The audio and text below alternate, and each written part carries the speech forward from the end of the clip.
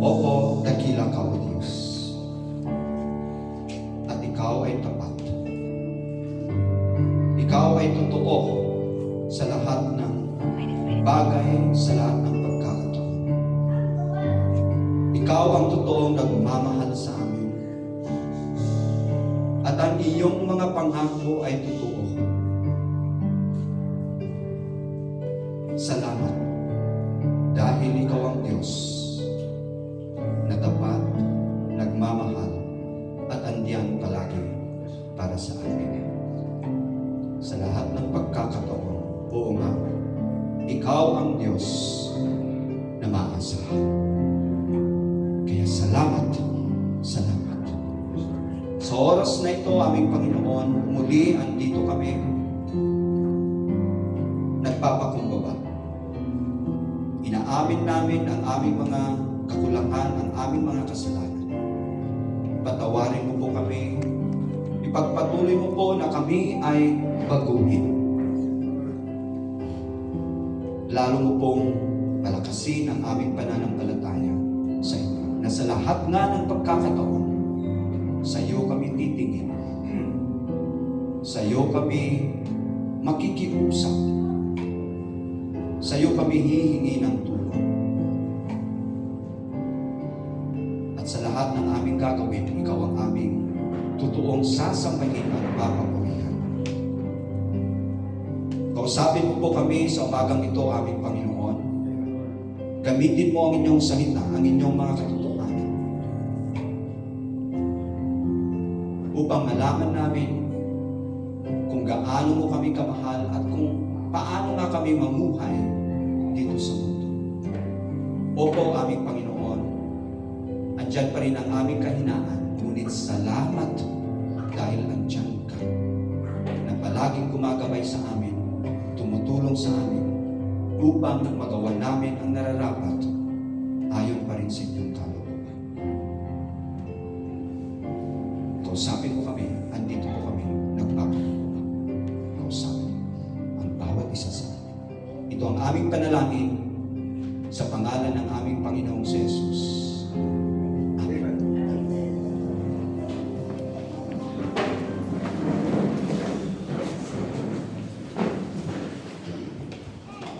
Sino po sa atin ang mahilig sa sports? Sports. Nakita ninyo yung nakapost sa ating group chat? Yung ating mga teams. Dahil sa darating na June 8 ay magkakaroon tayo ng sports fest. So kailangan handa tayo. Di ba? Kailangan ihanda natin ang ating sarili. Tama ba? Kailangan may paghahanda kung may sports fest. Kailangan yan. Kilala nyo ba ito? Kilala nyo? Nanood ba kayo ng Paris Olympics? Ay, hindi. So, hindi nyo ito kilala? Itong batang ito? Siya si Quincy Wilson. Siya ang pinakabata na nagkaroon ng medalya sa Olympics. Siya ay membro ng US 4x400. Yung relay. Isa siya. At last year sa Olympics sa Paris, siya ay 16 years old. 16. Pero nasama siya. Nasama siya sa Olympics. So, youngest US male track Olympian to get a medal. Gold medal ang kanyang nakuha. Okay? Ngayon, tinitignan ko nga, sinusubukan ko nga tinitignan kung kumusta na siya ngayon. Tinutuloy pa rin niya. At talagang nag-iensayo siya. Pero may pagkakataon na siya ay talo. Natatalo pa rin siya. Pero kahit na siya ay natatalo, tinitignan ko talagang patuloy pa rin yung kanyang pag-training. Pag ikaw ba ay isang atleta, kung natalo ka, surrender ka na. Kung totoo kang atleta, ano ang gagawin mo? Lalo kang mag-training, di ba? Dapat mag-training ka. At sabi nga dito, biblical yan. Kasi sabi sa 1 Corinthians chapter 9 verses 24 to 27. So ito ang sabi, do you not know that those who run in a race, yung tumatakbo sa isang paligsahan, di ba? All run. Lahat sila ay talagang tatakbo, but one receives the prize. Alam niyo ba yun? Na isa lang ang mananalo? Well, my second place, my third place, my last place. Pero iisa lang ang first place. Run in such a way that you may obtain it. So, kailangan talagang tumakbo ka para makuha mo yung first place. Ibigay mo lahat. Yung makakaya. And everyone who competes for the prize is temperate in all things. Ibig sabihin, lahat ng talagang gusto na manalo sa isang paligsahan ay kailangan may discipline sa kanyang sarili. Kailangan disiplinado siya. At ang sabi dito, now they do it to obtain a perishable crown. Pero makita natin yung medalya na nakuha ni Quincy Wilson, medalya yan. Kahit na gold. Pero sabi dito, perishable. Masisira pa rin yan. Kung tunay ba na ginto ay kakalawangin? Ay hindi. Hindi.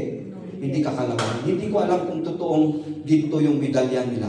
May nakita ako na may nagsusoli ng kanilang medalya. Bakit? Nasisira. Oo. Dito sa Olympics last year, meron akong nabasa na sinusuli nila yung kanilang medalya dahil nasisira. Hindi maganda yung quality. Yun. Pero, tingnan natin. Ang tuloy ay, but we for an imperishable crown. Sino ang tinutukoy dito? Tayo. Tayo na mananampalataya, yung ating talagang tinatakbo. Ang gusto nating makamit, makamtan ay isang corona na hindi nasisira. So sa Olympics, oo, ikaw nga ay mananalo, pero perishable yung inyong gantimpala. Pero bilang mananampalataya, habang talagang tinatakbo natin yung buhay ng isang mananampalataya, darating ang oras, yung pagkakataon, magkakaroon tayo ng imperishable crown. Kaya masabi dito ay, sabi ni Paul, therefore I run thus. Paano siya tumatakbo? Not with uncertainty. Hindi basta takbo lang ng takbo. Hindi. Meron siyang talagang gustong makamtan. Thus, I fight not as one who beats the air. Nakita niyo ba si Pacquiao kung siya ay manuntok? Basta suntok ba lang siya ng suntok? Na kahit bahala na kung ano ang matatamaan?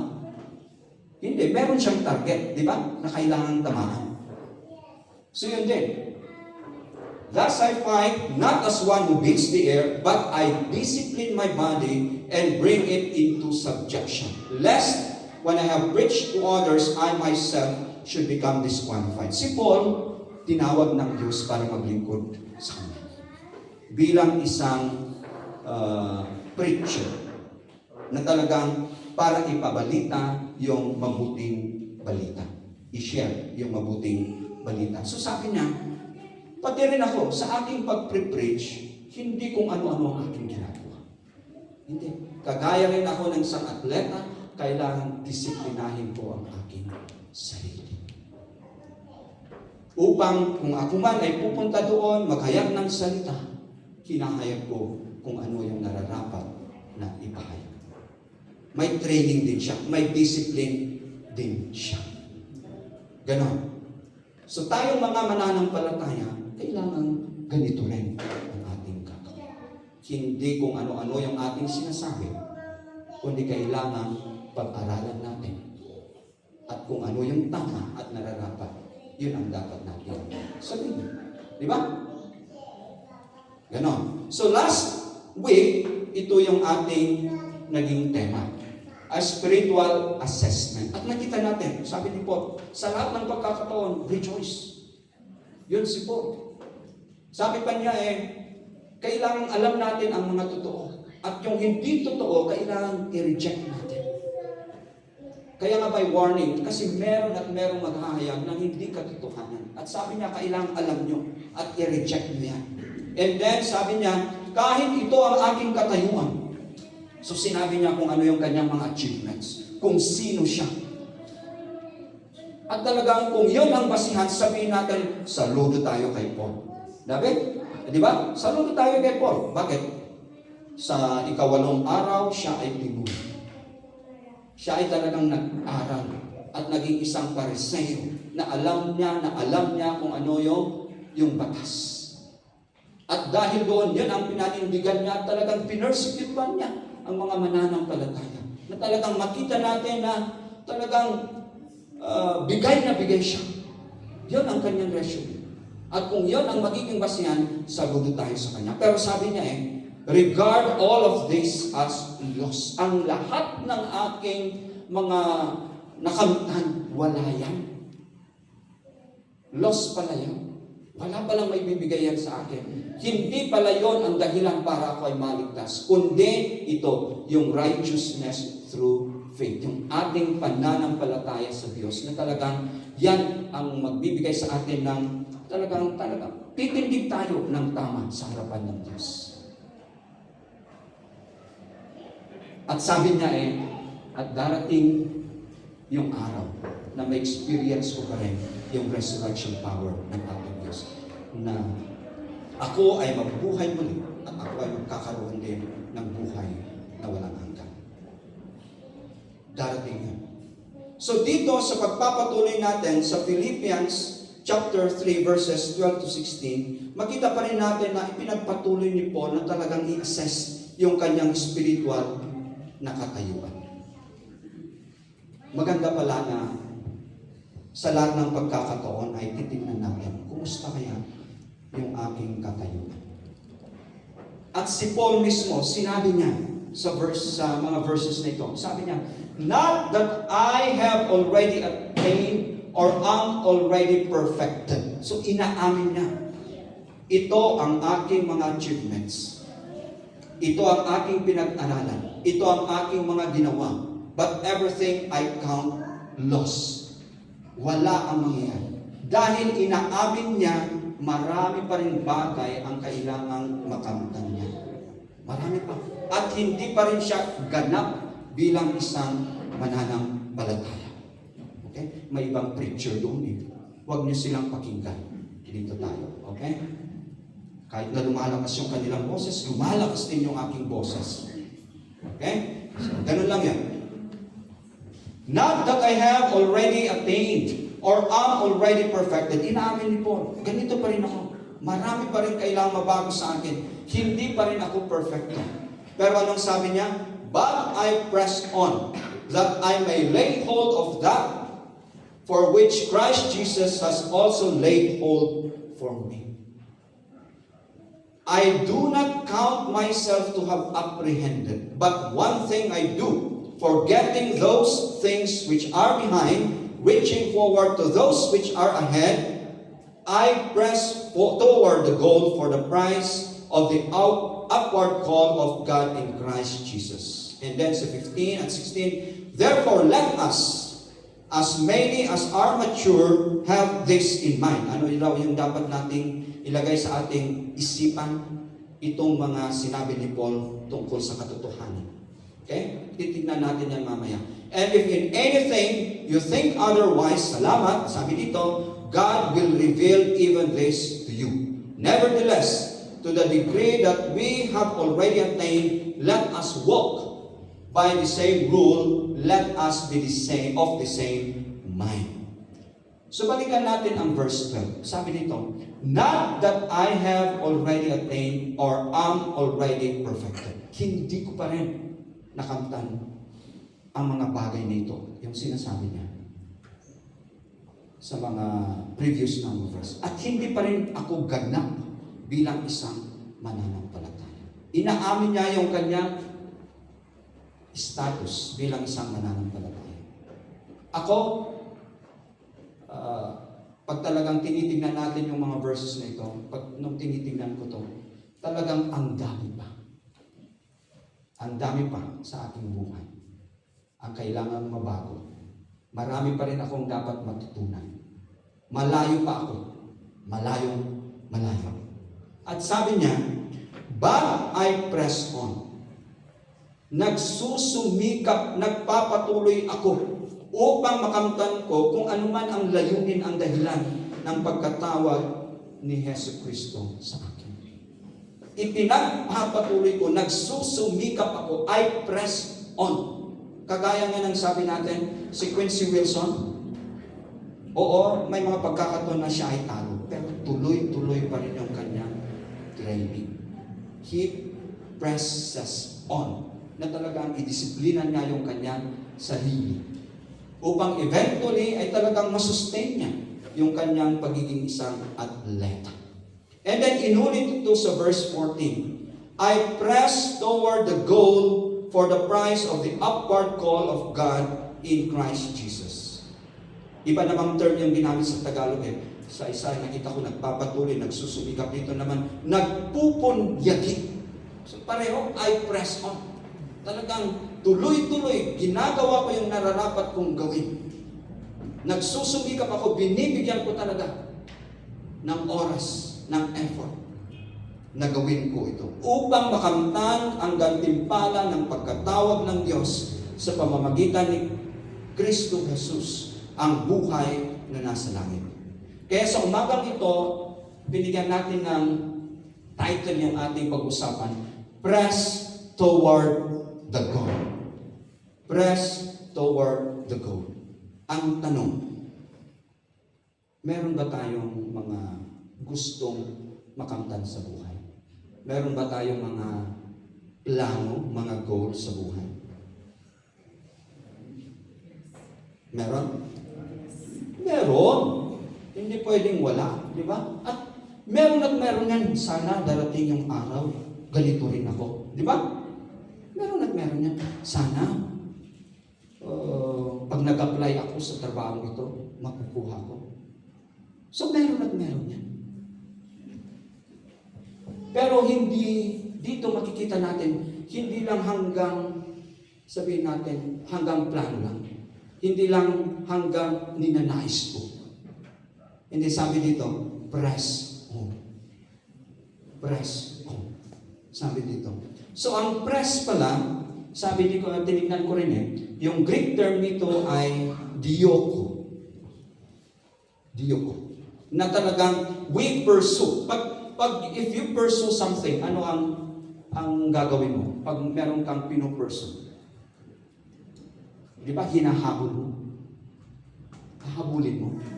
Talagang ibibigay mo lahat yung inyong makakaya para makuha mo yan. So sabi nga dito if you pursue something, you have to be aggressive. Hindi ka pala pwede nakaupo lang, nag-aantay lang, at nagsasana, sana mangyari ito. No, you have to be aggressive. You have to do something. If you press on, you are actually doing something. So, energetic action. Ibibigay natin yung lahat ng ating kakayahan with all our might. Pero ano ang goal natin? Ang goal, sabi dito scopus sa Greek. Mark, target, finish line. Pag ikaw ay runner, di ba may finish line? Gusto mong makross yung finish line. Ikaw ba ay tatakbo na sabi mo di bali na, kahit na hindi ko makross yung finish line? Hindi Ang gusto mo, makross yung finish line. Pag ikaw ay isang archer, ano yung gusto mong matamaan? Pag ikaw ay nagpapana. Anong gusto mong matamaan? Yung bullseye. Di ba? Si Maja, ano ang gusto mong matamaan pag ikaw ay nagta-taekwondo? May target din, di ba? At hindi basta-basta part ng katawan kasi may foul. Di ba may foul? Kailangan meron kang tatamaan para magkaroon ka ng point. Kahit sa contact sports, meron din, hindi basta-basta ang tamaan mo. Hindi. Merong part ng katawan na kailangan tamaan mo. So, merong target, merong mark, merong finish line. At sabi dito, pag yung goal ay yan, kailangang nakafix pala yung ating mata doon. Doon tayo nakatingin, hindi kung saan-saan o kung sino-sino. Kasi pag nakatingin tayo doon, baka iba yung pupuntahan natin. Di ba? But we have to nakafix tayo sa target. Kaya pag ikaw ay mag-archery, syempre, kailangan yung bullseye. So, ano itong goal natin? Nasabi sa verse 14, price of the upward call of God. Yung talagang panawagan ng Diyos, yung divine calling niya sa atin. Tinignan ko, ano kaya ito? At sabi dito ay, yung talagang yung pagkakilala natin sa ating Panginoong Jesucristo. Na talagang yung lubusan na makilala natin ang ating Panginoong Jesucristo at talagang maranasan natin siya sa ating buhay. Hindi lang head knowledge, kundi talagang ma-experience ba natin, na talagang nakikita natin na ang ating Panginoong Jesucristo ay may ginagawa sa ating buhay. Hindi lang yung makilala, pero ma-experience, maranasan pa na natin siya. Upang pagdating ng panahon, ma-develop yung ating character, yung ating attitude, na tayo ay mabago towards Christ-likeness. So yun ang dapat titignan natin na kailangan mabago ko. Mabago yung aking character. Upang magampanan ko kung ano yung pag-uugali ng ating Panginoong Jesucristo. Yung kanyang pagkatao. And then eventually, para ma-enjoy natin siya ng walang hanggan. To be with Christ forever. Dapat yon ang ating goal. May eternity. May forever. Kung ang ating Diyos ang pinag-uusapan. So, ano ang ginawa ni Paul tinuturo ni Paul upang we will be able to press on towards this goal? Paano? Ano ang sinabi ni Paul dito? Sabi niya dito not that I have already attained. Sabi natin hindi ko pa nakamtan lahat. Hindi pa ako ganap. Pero anong gagawin niya? Sabi niya, but I press on. Pero nagsusumikap ako, nagpupunyagi ako, ipinagpapatuloy ko, hindi lang ako nakaupo. Yun ang sabi niya. So dito, makita natin na si Paul, dahil alam niya na ang kanyang katayuan ay ito, gusto pa rin niyang mag-mature sa kanyang pananampalataya. Na lalo niyang gawin yung nararapat niyang gawin upang lalo siyang lalago bilang isang mananampalataya. So, importante na alam natin ay sa aking spiritual life, 10% lang. Siguro sa 2025 na ito, sana makamtan ko ang 20%. At siguro sa 2026, magiging 50%. Pero kailangan meron tayong gagawin upang makamtan natin yun. Di ba? So, subukan siguro natin i-assess ang ating sarili. So far, saan kaya ako sa aking pananampalataya? At kung dito lang ako, ano kaya ang nararapat kong gawin? We have to learn for spiritual maturity. Kailangan nandoon yung ating pagnanais na lalago tayo spiritually. Huwag tayong maging kampante na magsabing, okay na ako, basta ang importante, ligtas ako. Kung yun sana ang katuruan, kung sabi sana ni Paul, basta ang importante, maligtas kayo. At tama na yun. Hindi yun Hindi yun kasi ang tinuturo ng salita ng Diyos. Ligtas kayo, kailangan pa rin kayo ay lalago sa inyong pananampalataya. So we have to long for spiritual maturity. At salamat dahil ginagamit ng Diyos ang isang iglesia, ang katawan ng ating Panginoong Jesucristo, the body of Christ, the church. So dito, merong mga kakayahan na ibinigay ng Diyos sa atin. Ipag-pray po natin para malaman natin kung ano ang kakayahan na ibinigay sa atin ng Diyos, kung ano ang kanyang gift spiritual gift sa atin. So salamat dahil meron tayong mga pastors, mga teachers dito sa ating Diyos. At yan ay ginagamit ng Diyos. Ano ang dapat na gamit ng mga teachers, mga pastors dito sa ating church? Para tayo ay turuan. Para tayong mga mananampalataya ay ihanda. So it is towards spiritual maturity. So ang tanong, tuwing linggo, kung talagang ang aim natin ay spiritual maturity, andoon ba yung excitement natin na pumunta dito? Para makinig sa ating mga pastors, sa mga testimonies. Nagagamitin ng Diyos para tayo ay mag-mature spiritually. Andoon ba yung ating kagalakan na pag gising natin ay ayaw kong mali. Kailangan maghanda na ako.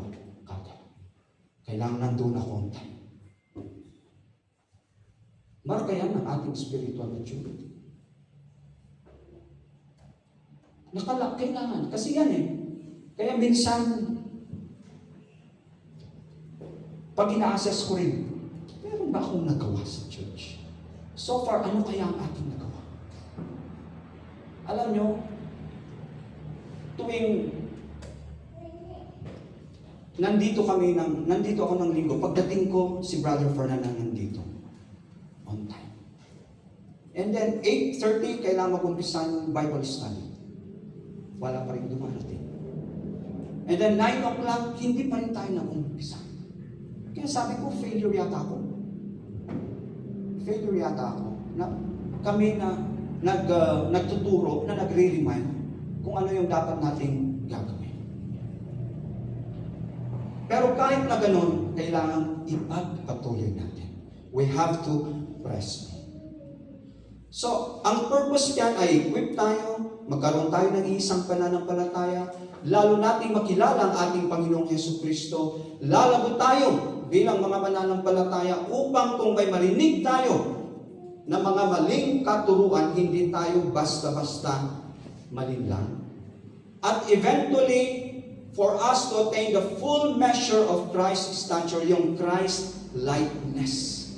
So the purpose is to build up the body of Christ so that every member ay talagang magawa ang kanyang dapat na gawin bilang isang mananampalataya at membro ng katawan ng ating Panginoong Jesucristo.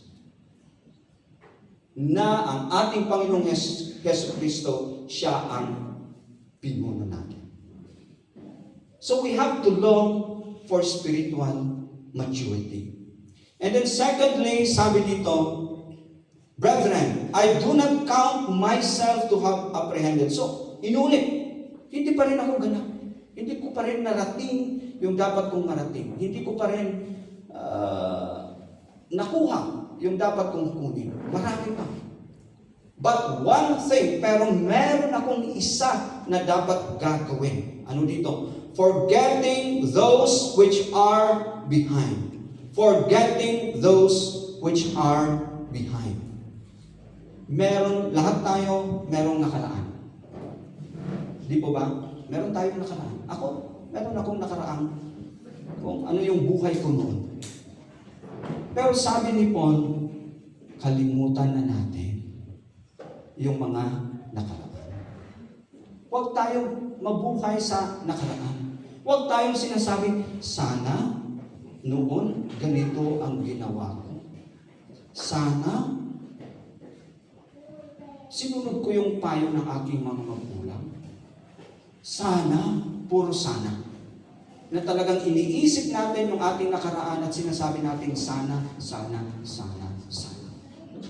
Huwag tayong mabuhay sa ating nakaraan. Maaari rin sabihin natin, noon, ganito yung aking nagawa, okay na yun sa akin. Ang iba naman ang magpatuloy. Sapat na yung aking ginawa sa aking pagsuserve sa music. Okay na yun. Ang iba naman, ito naman ang kanilang gagawin. Hindi. Huwag tayong mamuhay sa ating nakaraan. We have to leave the past behind. Past is past. Kung ano man ang leksyon na ating natutunan, yun ang dapat leksyon na ating natutunan at yun ang mag-guide sa atin kung ano ang nararapat nating gawin. Sabi nga sa Ephesians chapter 4 verses 21 to 24, sabi dito Since you have heard about Jesus and have learned the truth that comes from Him, throw off your old sinful nature and your former way of life. Itapon pala kung ano man yung dati nating pagkatao. Itapon na natin. Which is corrupted by lust and deception. Kasi noon, hindi pa natin alam yung katotohanan. So, kung ano-ano yung ating pinapakinggan, kung ano-ano yung ating ginagawa, dahil ito yung advice ng iba, ito yung nabasa natin, hindi natin alam ang katotohanan. Akala natin, yun ang totoo. Yun pala, tayo ay lumalakad sa mali. We were deceived. Instead, let the Spirit renew your thoughts and attitude. So, salamat at nandyan ang banal na Espiritu na siya ang talagang gumagalaw sa ating buhay upang mabago yung ating pag-iisip, yung ating pag-uugali. Put on your new nature created to be like God. So ito yung Christ-likeness, truly righteous and holy. Let us leave the past behind dahil tayo ay mga bagong nilalang. Sabihin mo sa inyong katabi, ikaw ay bagong nilalang. Yung luma mong pagkatao, wala na yun. Sabihin mo, yung luma mong pagkatao, wala na yun. Bago kang angkla. Thank you, Lord. Huwag mo nang balik-balikan ang inyong nakaraan. Ako, pag binabalikan ko, nahihiya ako. Nahihiya ako. Nakakahiya. Kaya ayaw ko nang balikan. You are a new creation. All things have passed away. Behold, all things have become new. The past is in the past. Ang nakaraan, nasa nakaraan. Learn from it. Matuto tayo doon. And move on. And move on. Kaya yung susunod, we have to leave the past behind. And what are we supposed to do? Forgetting those which are behind and reaching forward to those things which are ahead. We have to look to what lies ahead. Tingnan natin, ano pa ba yung yung aking kinabukasan?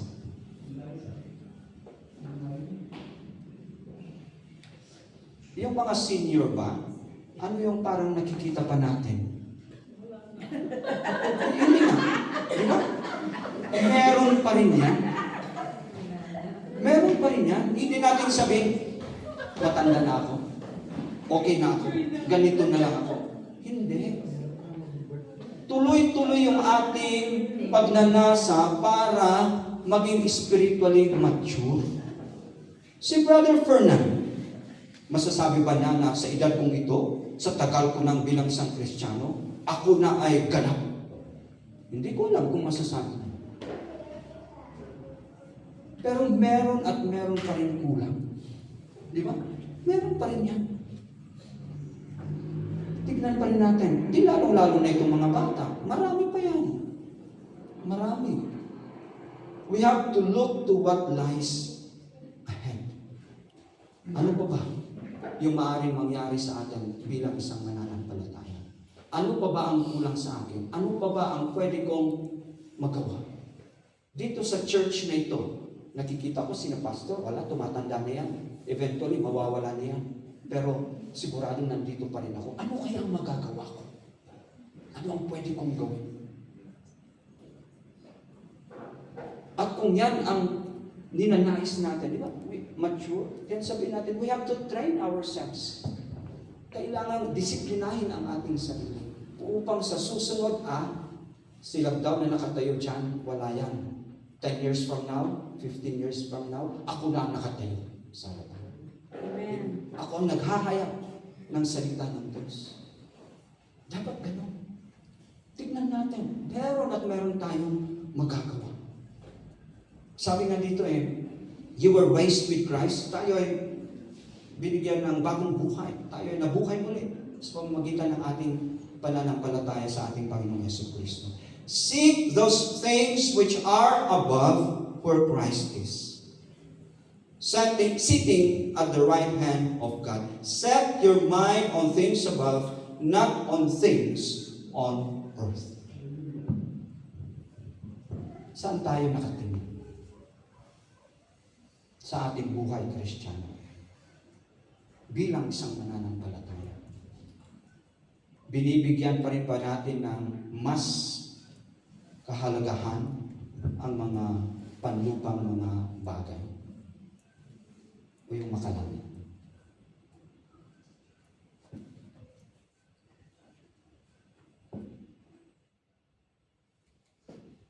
Kaya sabi dito sa last two verses, let us, as many as are mature, have this in mind. So yun, we have to long for spiritual maturity. We have to leave the past behind. We have to look at what lies ahead. Dapat yan ang iniisip natin.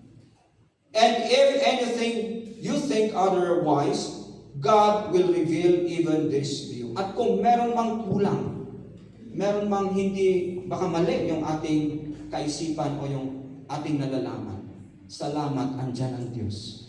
God will reveal this to you. Siya pa rin ang magtuturo sa atin. Kung meron man. So long as we have to press on the Word of God. Andyan ang Diyos na talagang tutulong sa atin, magre-reveal sa atin kung ano pa ang kulang, kung ano na dapat nating gawin. So, ibibigay yan.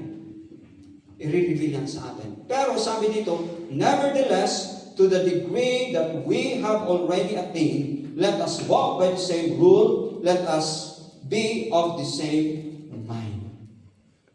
Kung ano na yung ating narating sa level ng ating pananampalataya, sa level ng ating alam sa salita ng Diyos, yun na ang magiging guide natin sa ating pamumuhay. Kasi yun ang ating narating eh. So we have to live out our faith. Kung ano yung ating pananampalataya sa ngayon, huwag na nating tingnan, ay buti pa kay Pastor Alex. Talagang bilib ako sa kanyang pananampalataya. Ako ganito lang ako. Well, magiging example natin si Pastor Alex. Pero sabihin natin, ay ito pa yung level ng aking pananampalataya. Ay importante ito yung aking ina-apply sa aking araw-araw na pamumuhay. Dahil iba-iba, we have different stages of faith. Iba-iba yung level ng ating. Kaya nga may sinasabing mga bata pa sa pananampalataya. Di ba? Meron pa. Iba-iba yung stages ng ating pananampalataya. We have different levels of knowledge and understanding. Maaring nabasa natin lahat ito, pero hindi pare-pareho pa rin ang ating nalalaman. Meron tayong naintindihan. Meron tayong kailangang basahin pa na talagang pag-aralan. Hindi pare-pareho yung ating knowledge, yung ating understanding sa salita ng Diyos. But, wherever we are, kung saan man tayo, kung 10% lang ang ating nalalaman dito, we have to live up to what we have learned and know. I-apply na natin. Huwag natin sabihin na kailangan mabasa ko lahat yung Biblia, saka ko na lang sa buhay. Kung 10% lang ang itong nalaman, isa buhay mo na yan. Dahil sabi dito, if not, real learning will stall or will stop. We may increase in head knowledge, maaring alam na alam natin ito, pero pag hindi natin isinasabuhay yung nalalaman natin, sabi dito, our heart and spirit will stop it. Wala pa rin. Parang hindi lumago yung ating puso, yung ating kaluluwa. Wala pa rin na bago sa atin. So, ipamuhay natin kung ano man ang nalalaman natin. Kung isa lang ang napulot natin ngayong linggo sa salita ng Diyos, at yun talagang sumiksik sa ating isipan, Di ba? Hindi natin kayo, ano pa ba yung ibang thoughts? Kung isa lang ang natutunan natin, hindi yun ang i-apply natin. Pagbalikan natin yung tapat ang Diyos. Kaya huwag tayong mag-alala na sa amin hanggang ito lang ako eh. Hindi. What God has begun in your life, He will complete it. Itutuloy niya yan. Naisan lang natin na tuloy-tuloy yung paggalaw ng Diyos sa ating buhay. Huwag tayong mapagod. May mga time na parang walang nangyayari, pero tapat ang Diyos. He who has begun a good work in you will complete it until the day of Jesus Christ. Itutuloy niya yan. Itutuloy niya yan. So we have to press toward the goal. Talagang magsumikap tayo. Pagpatuloy natin. Magpunyagi tayo. And how are we going to do that? We have to long for spiritual maturity. We have to leave the past behind. We have to look to what lies ahead and live out our faith. Sabi sa Hebrews 12:1-2. So ito, paano natin ito gagawin? How are we going to do all of this? Longing for spiritual maturity, living whatever is behind, looking forward to what lies ahead, and living out the degree of faith that we have at present. Paano natin gagawin yan? Sabi dito sa Hebrews 12:1-2. Therefore, we also, since we are surrounded by so many great a cloud of witnesses. So, binanggit lahat yung mga mananampalataya sa verse 11. Binanggit doon. Let us lay aside every weight. Di ba? Yun ang sabi natin. Kalimutan kung ano ang nakaraan. Iwanan natin. The sin which so easily ensnares us. Ay, ito yung kasalanan ko noon. Yan maaaring may time na talagang naiisip natin yung mga kasalanan natin. Pero hindi yun dapat ang magpako sa atin. Hindi yun ang rason para sabihin natin, wala na akong pag-asa. Hindi.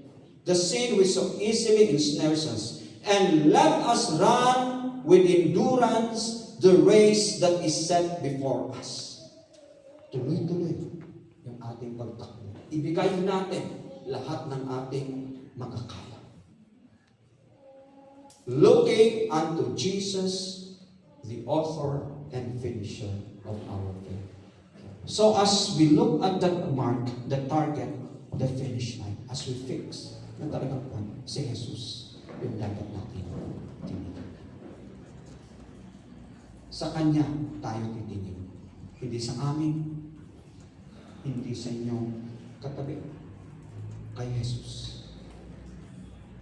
So that we will be able to hit the mark. We will be able to cross the finish line. At pagdating ng panahon, kung malapit na tayong mamatay, kagaya ni Paul dito, masasabi rin natin, I have fought the good fight, I have finished the race, I have kept the faith. Basahin natin. I have fought the good fight. I have finished the race. I have kept the faith. finally, there is laid up for me the crown of righteousness, which the Lord, the righteous judge, will give to me on that day, and not to me only, but also to all who have loved His appeal. Amen. Meron tayong gantimpala. Habang tayo ay nandito, ang goal natin ay lalo nating makilala ang ating Panginoong Jesucristo. Mag-mature tayo spiritually, Christ-likeness character. At pagdating ng oras na talagang itinakda ng Diyos, makakapiling natin siya ng walang hanggan. Pero bakit bago darating yun, masasabi rin natin ito. Di ba? Merong crown of righteousness. Buhay na walang hanggan. Tinignan ko nga, kung may crown of righteousness, yung nabasa natin kanina, there is imperishable crown. Yung hindi masisira na corona. Meron pa palang ibang mga corona na pwede nating makamtan. Meron pa. There's this crown of rejoicing, this crown of glory, this crown of life. Meron pa. Pala.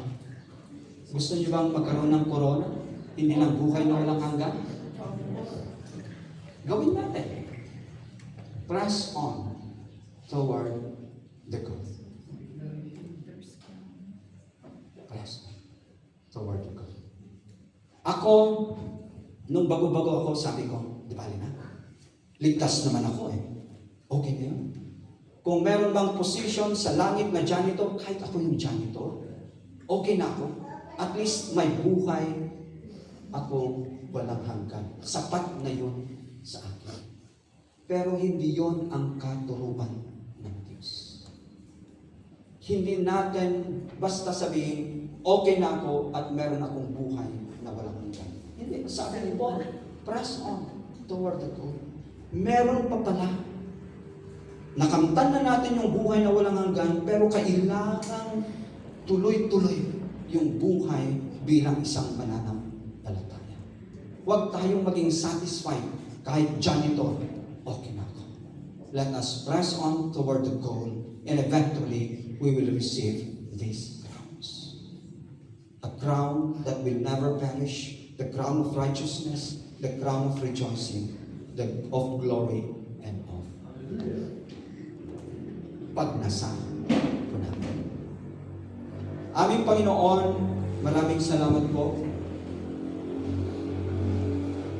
sa oras na ito.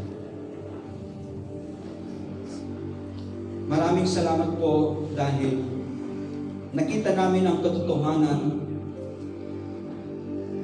na marami pang kailangang mabago sa amin. Marami pang kailangan naming matutunan. Ang layo. Ang layo. Hindi pa rin kami ganap sa aming pananampalataya. Pero salamat dahil sabi mo, we have to press on towards that goal.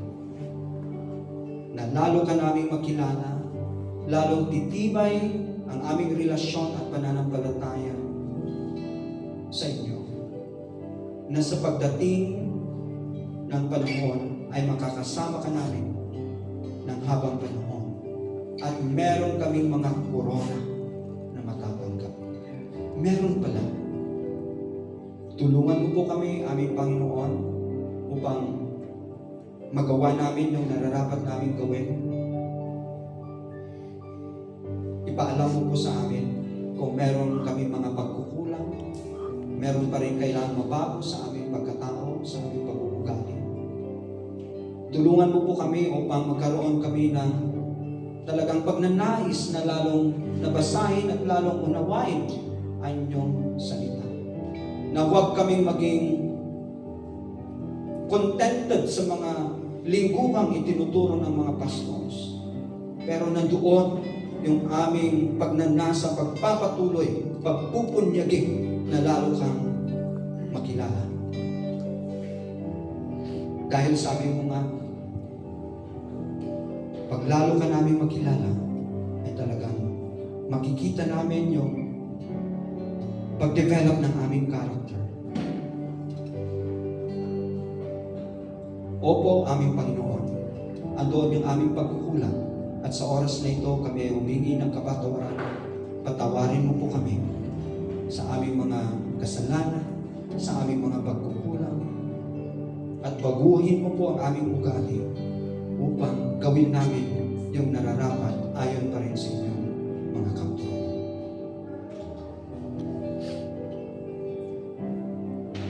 Gamitin mo po kami na bilang inyong mga instrument pagdating ng araw.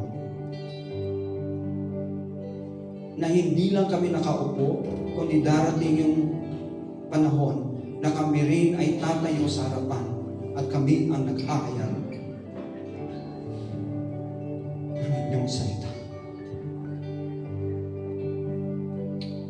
Opo, aming Panginoon, hindi sana masayang ang buhay na ibinigay mo sa amin. Na ito ay maggamit ayon pa rin sa layunin ng inyong pagkatawag. Salamat po. Salamat. Ito ang aming panalangin sa pangalan ng aming Panginoong Jesus.